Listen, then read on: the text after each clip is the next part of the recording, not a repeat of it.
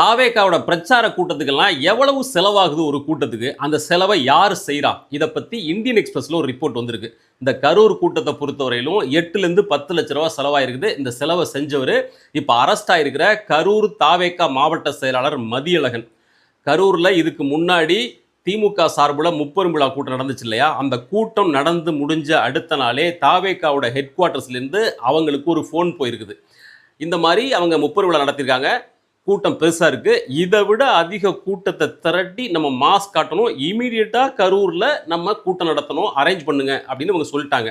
ஆக்சுவலா டிசம்பர் மாசத்துல தான் கரூர்ல இவங்க ஆஸ் பர் பிளான் தாவேகோட கூட்டம் நடத்துறதா இருந்துச்சு. இந்த முப்பெரும் விழா கூட்டத்துக்கு பிறகு உடனே நடத்தணும்னு தலைமையிலேருந்து உத்தரவு. மதியழகன் எல்லா ஏற்பாடும் பண்றாரு. மதியழகன் உள்ளிட்ட மற்ற நிர்வாகிகள்லாம் சேர்ந்து பண்ணுறாங்க.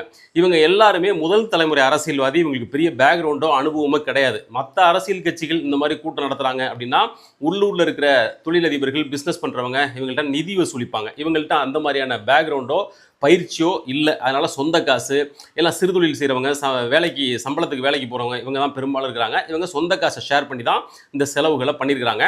இந்த இந்தியன் எக்ஸ்பிரஸ் ரிப்போர்ட் கரூரை பற்றி மட்டும் சொல்லலை. அதுக்கு முன்னாடி நடந்த மற்ற ஊர்கள், நாகப்பட்டினம், திருவாரூர், இங்கெல்லாம் கூட நிர்வாகிகள்கிட்ட விசாரித்து இந்த மாதிரி சொந்த காசை போட்டு தான் நாங்கள் செலவு பண்ணியிருக்கோம் அப்படிங்கிறதே அதை எக்ஸ்போஸ் பண்ணுது. ஒரு ஊரில் கூட்டம் நடத்துறதுக்கு மினிமம் 10 லட்ச ரூபா செலவாகுது. எல்லாம் அவங்களோட ஓன் மணி தான். இப்படி தான் அங்கே செலவு பண்ணியிருக்காங்க. தலைமையிலேருந்து கொடுக்குறாங்க. அது ரொம்ப சொற்பம், அதெல்லாம் எங்களுக்கு பத்தாது, நாங்கள் இப்படி கடன் வாங்கி தான் பண்ணுறோம் அப்படின்னு சொல்லி நிர்வாகிகள் பேட்டி கொடுத்துருக்காங்க. பேர் மட்டும் போட வேணாம்னு சொல்லி பேட்டி கொடுத்துருக்காங்க. எல்லாத்தையும் அந்த இந்தியன் எக்ஸ்பிரஸ் ரிப்போர்ட் தெள்ள தெளிவாக விளக்குது.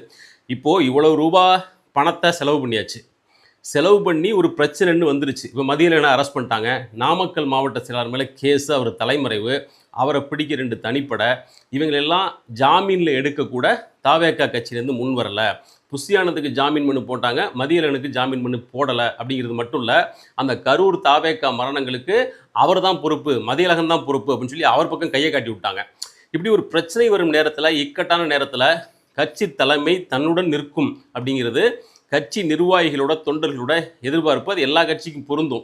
ஆனால் இப்படி ஒரு பிரச்சனை வரும்போது டக்குன்னு அவன் தான் காரணம்னு கை காட்டி விட்டு ஓட்டாங்களே அப்படின்னு சொல்லி நிர்வாகிகள் மத்தியில் ஒரு வெக்ஸான மனநிலை இருக்குது. இது கரூரில் மட்டும் இல்லை, எல்லா மாவட்டங்கள்லையும் இந்த மனநிலை ஆல்ரெடி வந்துருச்சு. இப்போ விஜய் மதுரை கூட்டத்தில் என்ன சொன்னார்? திருப்பரங்குன்றத்தில் யார் வேட்பாளர்? விஜய். உசிலம்பட்டி விஜய்.